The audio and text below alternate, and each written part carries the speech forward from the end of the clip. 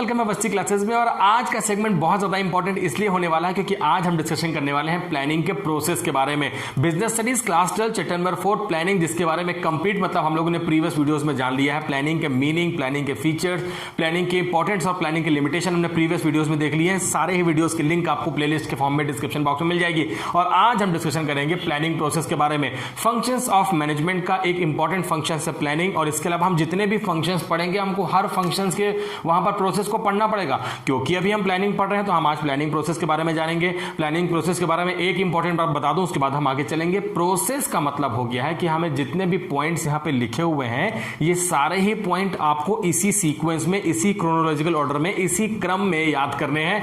आपको किसी भी पॉइंट को ऊपर नीचे नहीं लिखना है। अब ये इंपॉर्टेंट टर्म है कि आपको पॉइंट तो याद करने हैं लेकिन सारे ही पॉइंट आपको सीक्वेंस में याद करने हैं। आप इंपॉर्टेंस पढ़ते हैं, लिमिटेशंस पढ़ते हैं, वहां पे आप सीक्वेंस को ब्रेक कर सकते हैं। लेकिन जब हम प्रोसेस की बात करते हैं तो हमारे पास में प्लानिंग प्रोसेस में टोटल 7 पॉइंट्स हैं और ये 7 के 7 पॉइंट्स आपको याद करने हैं सीक्वेंस में, क्योंकि वन बाय वन होगा। और सारे ही पॉइंट्स आज मैं आपको बताऊंगा इजियर वे में कि कैसे आप इन्हें आसानी से समझकर और अपने कॉमन सेंस को यूज कर आप ऑटोमेटिकली आप इसे सीक्वेंस में याद करेंगे। तो आइए स्टार्ट करते हैं। हमारे पास में प्लानिंग है। एक और इंपॉर्टेंट टर्म मुझे याद आ गया, मैं डिस्कशन कर दूं। ये हमारा चैप्टर नंबर 4 प्लानिंग का लास्ट वीडियो है, क्योंकि जो हमारे पास टाइप्स ऑफ प्लान थे वो due to corona virus disease की वजह से हमारे पास 2020-21 के सिलेबस से कर दिए गए हैं ट्रिम। और अब हमें टाइप्स ऑफ प्लान नहीं पढ़ना है। तो मुझे ऐसा लगता है कि कम पढ़ के ज्यादा मार्क्स गेन करने का एक गोल्डन अपॉर्चुनिटी आपके पास में है। इस अपॉर्चुनिटी को गेन करना डेफिनेटली आपकी एक रिस्पॉन्सिबिलिटी मैं आपसे कहूंगा। तो यहां पर प्लानिंग के प्रोसेस में पहला पॉइंट लिखा है सेटिंग अप द ऑब्जेक्टिव्स। मैंने आपसे कह दिया है सारे ही पॉइंट सीक्वेंस में रटने हैं। और पहला पॉइंट है, रटना नहीं बोलूंगा मैं आपसे, कहता हूं समझने हैं। और पहला पॉइंट है सेटिंग अप द ऑब्जेक्टिव। सबसे पहले आपको एक टारगेट, मैंने आपको प्रीवियस वीडियोस में बार बार इसीलिए इस बात को कहा है कि 1000 यूनिट ऑफ कंप्यूटर, 1000 कंप्यूटर बनाने की फैक्ट्री, ताकि दिमाग में एक बात सेट हो जाए कि भाई किसी टारगेट को अचीव करने के लिए हम वर्क कर रहे हैं। ये जरूरी नहीं कि आप कोई नई फैक्ट्री स्टार्ट कर रहे हैं, उसमें आप गुड्स का प्रोडक्शन कर रहे हैं, आप अपनी सेल्स को बढ़ाना चाहते हैं, आप अपने प्रॉफिट को बढ़ाना चाहते हैं, आप नंबर ऑफ एम्प्लॉइज को बढ़ाना चाहते हैं, आप गुड्स में कुछ नया लाइन ऑफ प्रोडक्ट ऐड करना चाहते हैं, कुछ नया फीचर ऐड करना चाहते हैं, प्राइस को कम करना चाहते हैं, मार्केट में एडवर्टीजमेंट की नई टेक्निक को फॉलो करना चाहते हैं। इन सब चीजों के लिए भी आप प्लानिंग करेंगे और वहां पर ऑब्जेक्ट, आपका विजन, आप जो करना चाहते हैं वो बहुत क्लियर होगा। और उसे हम कहते हैं कि आपका जो टारगेट है, जो आपने सेट किया है एम, उसी को अचीव करना है और उसी के लिए आप प्लान कर रहे हैं। तो पहले आपको ऑब्जेक्ट सेट करना पड़ेगा कि हाँ भाई अब ये ऑब्जेक्ट है और इसे मुझे पूरा करना है। मैंने आपसे ये भी कहा था कि अगर आप कहीं पिकनिक स्पॉट में जाते हैं तो वो पिकनिक स्पॉट आप पहले से डिसाइड कर लेते हैं और आपकी गाड़ी उसी दिशा में मूव करती है। तो मतलब आपको पता है कि आपका डेस्टिनेशन कहाँ है और उस डेस्टिनी तक पहुंचने के लिए आप आगे की एक्टिविटीज पूरी करते हैं। ठीक ऐसा ही काम आपको प्लानिंग में करना है कि पहले आपको सेट कर लेना है आपके बिजनेस का ऑब्जेक्ट और उसी ऑब्जेक्ट को पूरा करने के लिए हमें करना है प्लान। ऑब्जेक्ट हम जो भी सेट करेंगे उसमें कुछ यहां पर पॉइंट मैंने लिखे हैं, जल्दी जल्दी देख लेते हैं।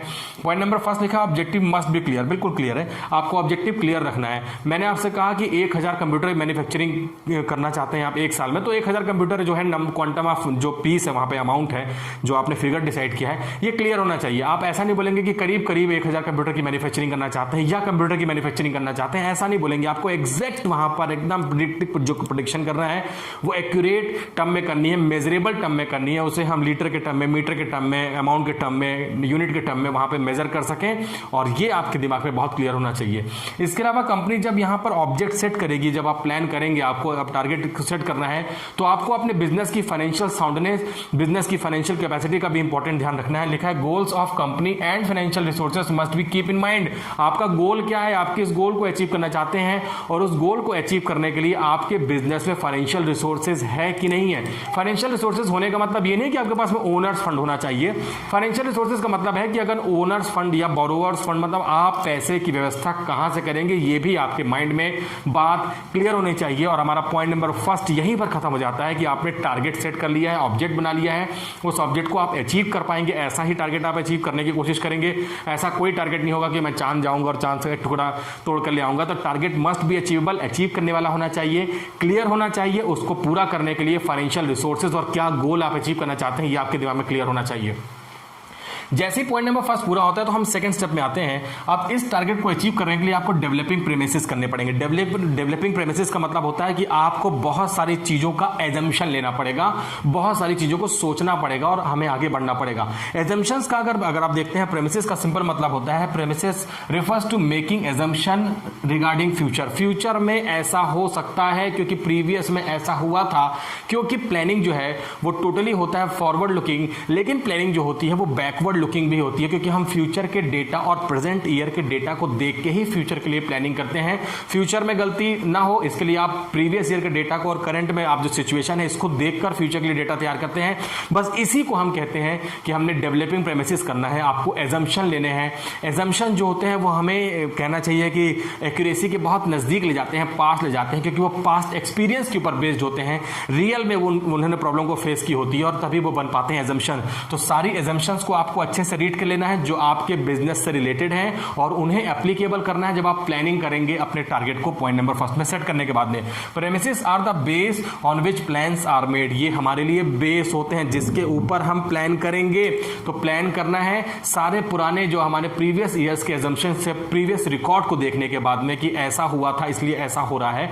तो ये सारे एजम्पशंस देखने के बाद ही कोई भी मैनेजर डिसाइड करता है कि फ्यूचर में भी ये हो सकते हैं और उनको बेस लेके उसी के ऊपर, वो फंडामेंटल है हमारे, उसी के ऊपर हम बाकी के प्लानिंग को पूरा करेंगे।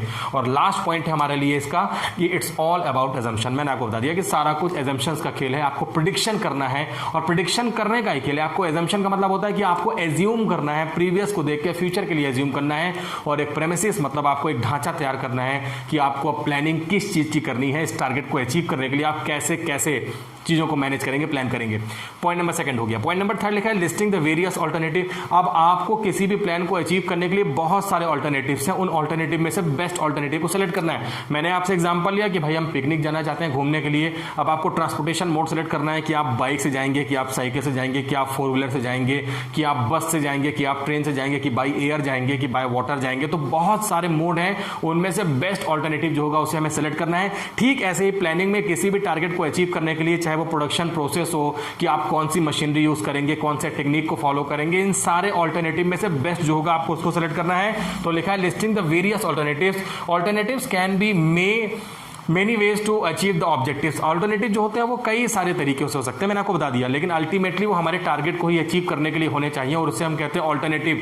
किसी चीज को पूरा करने के लिए मैंने आपसे कह दिया कि अगर आपको अपनी सेल्स वॉल्यूम को बढ़ाना है तो सेल्स को बढ़ाने के लिए आप जरूरी नहीं कि आप वहां पे उसके प्राइस को कम करके करें। आप अपने प्रॉफिट मार्जिन को कम करके, आप अपने प्रोडक्ट में कुछ नया एलिमेंट ऐड करके, आप कंप्यूटर पॉलिसी के अकॉर्डिंग उसके डिफरेंट कोई नई पॉलिसी मार्केट में अचीव कर लाकर, या एडवर्टीजमेंट में आप चेंज करके, उसकी पैकिंग को चेंज करके, उसके टेस्ट प्रेफरेंस में कुछ चेंज कर भी आप अपने सेल्स को बढ़ा सकते हैं। तो सेल्स बढ़ाने के लिए जरूरी नहीं कि आप किसी एक थीम को लेकर चलें, उसके बहुत सारे ऑल्टरनेटिव्स हैं। जो सिचुएशन बेस्ड होगा, जो सिचुएशन में सही बैठेगा, उसी ऑल्टरनेटिव को यूज करना है हमें। तो लिखा हुआ है कि लिस्टिंग द वेरियस ऑल्टरनेटिव। आपको सेलेक्ट करना है कि कौन सा ऑल्टरनेटिव हमारे लिए हो सकते हैं, सारे सेलेक्ट कर लेने हैं। पहले तो आपको बस देख लेना कि कौन कौन से ऑल्टरनेटिव हैं जो उस टारगेट तक हमें ले जाने में, उस सेटिंग जो हमने ऑब्जेक्टिव सेट किया है वहां तक ले जाने में हमारी हेल्प करते हैं। तो आपको ऑल्टरनेटिव सेलेक्ट करना है। और नेक्स्ट पॉइंट है manager must know all the ways to reach the objective. और ये इंपॉर्टेंट टर्म हमारे उस मैनेजर के लिए है जो प्लानिंग कर रहा है, उसे सारे ही वेज पता होना चाहिए, सारे ही ऑल्टरनेटिव पता होने चाहिए कि भाई इस पॉइंट को पूरा करके भी हम इस ऑब्जेक्टिव को पूरा कर सकते हैं। मैंने आपको बता दिया है कि भाई सेल्स को बढ़ाना है तो सेल्स को बढ़ाने के कई सारे वेज हो सकते हैं और मैनेजर को सारे ही तरीके पता होना चाहिए जिससे हम अपने बिजनेस की सेल्स को इंक्रीज कर सकते हैं। तो अभी आपको सिर्फ सारे ऑल्टरनेटिव नोट कर लेने हैं और आपको पता होने चाहिए कि बेस्ट पॉसिबल जो वेज हैं वो कौन कौन से हो सकते हैं, और ये आपको करना है पॉइंट नंबर थर्ड में। पॉइंट नंबर 4 में अगर आप देखेंगे तो जो ऑल्टरनेटिव हमने पॉइंट नंबर 3 में लिस्ट किए थे उसी में से इवैल्यूएशन ऑफ डिफरेंट ऑल्टरनेटिव्स। अब आपको सारे ही ऑल्टरनेटिव जो आपने लिस्ट किए हैं, जो आपने नोट किए हैं, अब उसको डायरेक्ट इंप्लीमेंट नहीं कर देना है कि भाई ये वाला इंप्लीमेंट कर देते हैं, नहीं। अभी आपने ऑल्टरनेटिव निकाले कि किसी वर्क को करने के ABCD 4 ऑल्टरनेटिव आपने निकाल लिए, मैनेजर का यही काम था। अब ऑल्टरनेटिव निकालने के बाद में मैनेजर का काम है कि सारे ही ऑल्टरनेटिव्स को डायरेक्टली बिना सोचे समझे इंप्लीमेंट नहीं करते, पहले वो क्या करेगा, सारे ही ऑल्टरनेटिव्स के पॉजिटिव और नेगेटिव पॉइंट, जिसे हम उसके मेरिट्स या डिमेरिट्स कहते हैं, उसको बारे में अच्छे से इंफॉर्मेशन वहां पर निकालेगा, उनको अच्छे से खंगालेगा और चेक करेगा कि हर बिजनेस में जो ऑल्टरनेटिव है उसमें से कौन से ऐसे ऑल्टरनेटिव है जिनके पॉजिटिव पॉइंट ज्यादा है और नेगेटिव पॉइंट कम है, उनको अलग करेगा। और जो पॉजिटिव पॉइंट ज्यादा होंगे और जिनके नेगेटिव पॉइंट बहुत कम होंगे, उन्हीं में से किसी एक को वो सिलेक्ट करेगा जो उस बिजनेस कंडीशन में, उस सिचुएशन में हमारे लिए अप्रोप्रिएट हो रहे होंगे। इवैल्यूएशन ऑफ डिफरेंट ऑल्टरनेटिव्स, मतलब कि डिफरेंट ऑल्टरनेटिव में से सारों का हमें इवैल्यूएशन करना है। Select the alternative which has least limitation and maximum positive aspect. मैंने आपको बता दिया है, सारे ही चीजों को खंगालने के बाद में जो ज्यादा पॉजिटिविटी के साथ में चीजें होंगी कि भाई इसमें हमारे पास हिंड्रेंसेस कम है, इसमें रिस्क कम है, इसमें पॉजिटिविटी ज्यादा दिख रही है, इसमें सक्सेस के ज्यादा चांसेस दिख रहे हैं कि हम अपने सेल्स को बढ़ाने के लिए इस वाले तरीके को फॉलो करेंगे तो हम जल्दी पहुंच जाएंगे सेल्स को अचीव करने में। तो आपको सबका एनालिसिस कर लेना है, डेटा एनालिसिस कर लेना है, डेटा का इंटरप्रिटेशन कर लेना है, एक्सपर्ट्स को इन्वॉल्व करना है। हम लोगों ने पढ़ा है कि टाइम टेकिंग और वहां पे कॉस्टली प्रोसीजर है, तो ये सारे तरीके यूज करने के बाद में आप उसमें से निकाल लेंगे कि भाई ऑल्टरनेटिव देख लेंगे कि कौन सा हमारे लिए बेस्ट हो सकता है। और अब है हमारे पास कि हमने जो इवैल्यूएशन किया उसमें से सेलेक्ट द बेस्ट ऑल्टरनेटिव, उसमें से ऑल्टरनेटिव में से बेस्ट ऑल्टरनेटिव को सेलेक्ट कर लेना है। मैंने यहां पे शायद बेस्ट नहीं लिखा है, आप लिख लेंगे सेलेक्ट द बेस्ट ऑल्टरनेटिव। अब आपने बहुत सारे ऑल्टरनेटिव का पॉजिटिव नेगेटिव पॉइंट देख के एक दो निकाल लिए हैं। अब उसमें से जो बिजनेस में, उस सिचुएशन में, उस टाइम पे आपको लगता है कि सूट करता है, उसको आपको वहां पे इंप्लीमेंट कर देना है। यही तो करना है। लिखा है select the most favourable alternative, the most ideal plan is most feasible profitable. एक आइडियल प्लान मतलब एक आदर्श प्लान जो बाकी सारे प्लान्स को लीड करता हो, उसमें इतने सारे पॉजिटिव पॉइंट थे, उसमें इतनी सारी अच्छाइयां थी, उसमें इतने सारे पॉजिटिव थिंग्स थे जो आपके बिजनेस के बाकी प्लान्स को भी उसमें ऑलमोस्ट हमने कवर कर लिया, इतना ब्रॉड सेंस था उसका। और उसी प्लान को हम कहते हैं कि बिजनेस का एक आइडियल प्लान है जो हमें प्रॉफिटेबिलिटी और फिजिबिलिटी के बहुत क्लोज रखता है। ऐसे ही प्लान को हमें सेलेक्ट करना है। लेकिन आपको ध्यान रखना है कि जब आप एक प्लान सेट कर लेते हैं तो उस पर्टिकुलर प्लान को, जो कि हमने कहा कि हमारा ऑब्जेक्ट था, उसको पूरा करने के लिए आपने बहुत सारे ऑल्टरनेटिव में से एक प्लान सेलेक्ट कर लिया है। अब प्लान को सेलेक्ट करने के बाद में आपने जो ऑल्टरनेटिव है उसको सेलेक्ट करने के बाद में आपको सेलेक्ट करना होगा उस प्लान को सीधा रखने के लिए बहुत सारे सपोर्टिव, ताकि भाई आपने एक खंबा लगाया है और एक खंबा सीधा रहे, इसके लिए क्रॉस में जिसे हम एक खंबा लगा देते हैं, एक पोल लगा देते हैं, उसे हम कहते हैं सपोर्टिव एलिमेंट, सपोर्टिव प्लान। तो हमको बहुत सारे सपोर्टिव प्लान भी बनाने पड़ते हैं जो मेन प्लान को अचीव करने में, जो मेन प्लान को सपोर्ट प्रोवाइड करने में बहुत बहुत बहुत इंपॉर्टेंट रोल प्ले करते हैं। ऐसे छोटे छोटे बहुत सारे प्लान हो सकते हैं और उन प्लान्स को बनाने के बाद में हमें मेन प्लान के साथ मिलाकर वर्क करते हैं। कई बार हम एक ही प्लान को लेकर करते हैं, लेकिन बहुत बार ऐसा होता है कि मेन प्लस सपोर्टिव मतलब कॉम्बिनेशन करते हैं। और कई बार ऐसा भी होता है कि हमें एक और दो, ए और बी प्लान दोनों अच्छा लग गया था तो हमने दोनों का कंबाइंड लेकर प्लानिंग को करना शुरू किया था। तो कई सारे तरीके हो सकते हैं, मैंने आपको बता दिया सिचुएशन बेस्ड है और आपको वर्क करना है। जब आप मेन प्लान के साथ में अपने सपोर्टिव प्लान को मिलाकर वर्क करते हैं तो इसे हम कहते हैं, जो सपोर्टिव प्लान होते हैं उसे हम डेरिवेटिव प्लान भी कहते हैं, जिसे मैंने हाईलाइट किया है ताकि आप समझ सकें। अगर आपके पास एग्जाम में आ जाए कि what do you mean by derivative plan, तो आप बता सकें the plan which is support to the main plan is called the supportive और डेरिवेटिव प्लान। तो मेन प्लान को सपोर्ट करने के लिए जो छोटे छोटे प्लान बनाए गए हैं, जो एसेंशियल है, जरूरी है उस प्लान को सपोर्ट प्रोवाइड करने के लिए, उसे हम कहते हैं डेरिवेटिव प्लान या सपोर्टिंग प्लान। तो हमें पॉइंट नंबर जो फिफ्थ है उसमें हमने, अगर हम इसे कोरिलेट करें तो आप देखेंगे कि पहले हमने सारे ऑल्टरनेटिव को सेलेक्ट किया, देखा कौन कौन से हो सकते हैं, उसकी लिस्ट तैयार की, उन सारों के मेरिट्स और डिमेरिट्स देखे, जो सबसे अच्छा वाला था आपको उसको पॉइंट नंबर फिफ्थ में एप्लीकेबल कर देना है। साथ में उस अच्छे वाले के साथ में आपको बहुत सारे सपोर्टिव प्लान लगाने, जिसे हम डेरिवेटिव प्लान कहते हैं। Point number fifth.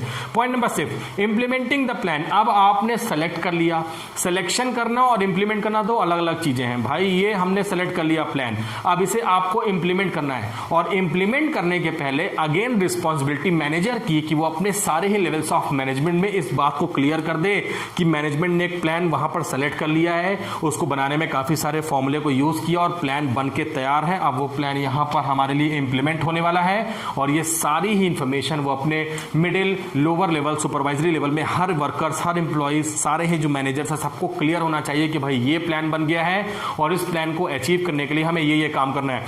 कुल मिलाकर अगर मैं कहूं तो कम्युनिकेशन कम्युनिकेट करना है, जो ऊपर प्लान बन गया है उस प्लान को नीचे वे में कम्युनिकेट करना है, ईजी वर्ड्स में करना है, और ये सारा रिस्पॉन्सिबिलिटी जो है वो मैनेजर की है, ताकि हर एम्प्लॉय प्लान को उसी तरीके से समझ पाए, जिस थीम के साथ, जिस उसको हमें व्यू लेके हमने उस प्लान को बनाया है, तो ठीक वैसा ही समझ पाए, अर्थ का अनर्थ ना होने पाए कि प्लान कुछ और बना था, मैनेजर ने कम्युनिकेट कुछ और कर दिया और हमारा सब कुछ वहां पे काम तमाम हो गया। तो इसका विशेष ध्यान रखना है। यहां पर मैनेजर जो भी प्लान ऊपर से नीचे वहां पे कम्युनिकेट करेगा, फ्लो ऑफ कम्युनिकेशन के थ्रू बताएगा, उसमें इस बात का ध्यान रखना है कि एग्जैक्ट वैसा ही डिकोडिंग हो इंफॉर्मेशन की जैसा कि इनकोड हुआ था, जैसा कि प्लान बना था। पढ़ते हैं क्या लिखा है। Managers communicating to all the employees very clearly because the employees actually have to be carry on the activity on the plan. बिल्कुल क्लियर लिखा हुआ है कि भाई एक्चुअल में वर्कर्स के पास प्लान की सही सही इंफॉर्मेशन पहुंचनी जरूरी है, क्योंकि मैंने आपसे कहा कि अगर 1000 कंप्यूटर बनाने हैं ना, तो 1000 कंप्यूटर बनाने का रियल वर्क जो है वो वर्कर्स ही करेंगे। टॉप लेवल है तो उसके ब्लूप्रिंट तैयार किया है, उसका डिजाइन तैयार किया है, लेकिन रियल एग्जीक्यूशन जो है वो वर्कर्स ही करेंगे। अगर वर्कर्स को प्लान सही तरीके से समझ में आएगा ही नहीं, वर्कर्स समझेंगे नहीं, तो कैसे करेंगे। तो वर्कर्स को प्लान सबसे अच्छे से समझाने का काम ये है कि वर्कर्स को उनके ईजी वर्ड्स में समझाइए कि भाई ऐसा करना है, ये इस तरीके से प्लान ऊपर वालों ने बनाया है, टॉप लेवल ने। और हमने देख लिया कि सारा ही जो वर्क को रियल एग्जीक्यूशन में लाने का काम है वो हमारे वर्कर्स ही करते हैं। और लास्ट पॉइंट है कि जैसे ही आपने सेलेक्ट किया, इंप्लीमेंट किया और फॉलो अप करना है। मैनेजर का काम यहां पर खत्म नहीं हो जाता कि चलो भाई मैंने प्लान बन गया था, सारे वर्कर्स को बता दिया, वर्कर्स काम पूरा करेंगे। जी नहीं, मैनेजर्स को टाइम पे, मैनेजर का काम तो कभी नहीं खत्म होता। और हम लोगों ने पढ़ लिया कि नेवर एंडिंग फंक्शन है प्लानिंग, हमें करते रहना है, प्लानिंग करते रहनी है, लोगों को एप्लीकेबल करते रहना, बताते रहना है। और मैनेजर का काम यहां पर यह है कि मैनेजर को प्लान अपने एग्जीक्यूशन में लाने के बाद में उस प्लान को बार बार ऑब्जर्व करना है, मॉनिटर करना है, देखना है, चेक करना है कि भाई हमने जो सही में सोचा था वैसा सही में रियल लाइफ में हो रहा है कि नहीं हो रहा है, रियल प्रैक्टिस में वैसा हो रहा है कि नहीं हो रहा है। कुछ चेंज हो जाते हैं अगर, तो उस चेंजेस को इमीडिएट हमें उस प्लान के साथ में कोरिलेट करना है और एडजस्टमेंट करने के बाद में उसी प्लान को आगे बढ़ाना है। प्लान को चेंज करने का आपको सोचना भी नहीं है, क्योंकि अगर हम प्लान को चेंज करने का सोचते हैं तो बिजनेस में उसके रिजल्ट नेगेटिव हो सकते हैं। तो फॉलो अप का मतलब हो गया है कि अब प्लान चल पड़ा है, आप उसके पीछे पीछे चलते जाइए और देखते जाइए कि प्लान सही तरीके से वैसा ही वर्क कर रहा है कि नहीं, जैसा आपने उसे बनाया था। फॉलो अप लिखा है, monitoring the conditions and predictions. आपने मॉनिटरिंग करना है वो सारी कंडीशंस, वो सारी प्रेडिक्शंस। प्रेडिक्शन का मतलब आपको पता है, जो आपने फ्यूचर के लिए रखी है, जिसे हम assumption कहते हैं। तो आपने एज्यूम किया था, अब आपको चेक करना है कि जैसा हमने एज्यूम किया था, जैसा हमने प्रेडिक्ट किया था, वैसा ही हो रहा है कि नहीं। और ये सारा काम कौन करेगा? ये सारा काम करेगा मैनेजर, ताकि वर्क वो फॉलो कर सके। तो predictions are holding true in present situation और नॉट। वो चेक करेगा कि भाई वो ट्रू है, सच में वैसा हो रहा है कि नहीं हो रहा है जैसा हमने सोचा था। और अगर उसमें कुछ कमियां हैं या कुछ ऐड करना है, कुछ रिमूव करना है छोटे छोटे पार्ट्स को, तो वो करते रहेंगे और मैनेजर इस काम को रिपीटेडली करते रहेंगे। एक प्लान खत्म हो जाएगा, फिर हम किसी नई चीज के लिए प्लानिंग करेंगे, फिर हम उस वर्क को करते रहेंगे और ऐसे हम अपने प्लानिंग प्रोसेस को कंप्लीट करके किसी नए चीज की प्लानिंग करने के लिए फिर से प्लानिंग प्रोसेस करेंगे और फिर से हम प्लानिंग करते रहेंगे। और प्लानिंग नेवर एंडिंग फंक्शन है। हम लोगों ने देख लिया है प्लानिंग के कितने सारे फीचर्स हैं, फिर से रिपीट करा देता हूं आपको सारे ही पॉइंट सीक्वेंस में रखने हैं। पहले आपको ऑब्जेक्ट सेट कर लेना है, उसके लिए बहुत सारे assumptions ले लेने हैं, आपको जितने ऑल्टरनेटिव्स हैं उनको नोट डाउन कर लेना है, सारे ही ऑल्टरनेटिव के पॉजिटिव नेगेटिव पॉइंट को देख लेना है, जो बेस्ट वाला होगा उसको सेलेक्ट कर लेना है, उसको इंप्लीमेंट कर देना है और इंप्लीमेंट करने के बाद में उसके पीछे चल पड़ना है कि भाई तुम सही सही एप्लीकेबल हो रहे हो कि नहीं हो रहे हो। फिलहाल इतना ही रखेंगे। ये चैप्टर नंबर 4 हमारे पास एंड हो गया है। Next chapter organising, chapter number 5 business studies के साथ फिर से बहुत जल्दी आपसे मिलता हूं। तब तक इस वीडियो को देखिए, कमेंट सेक्शन में डाउट लिखिए अगर आपको कोई डाउट है तो, और नेक्स्ट वीडियो को वेट करिए। Take care and bye bye.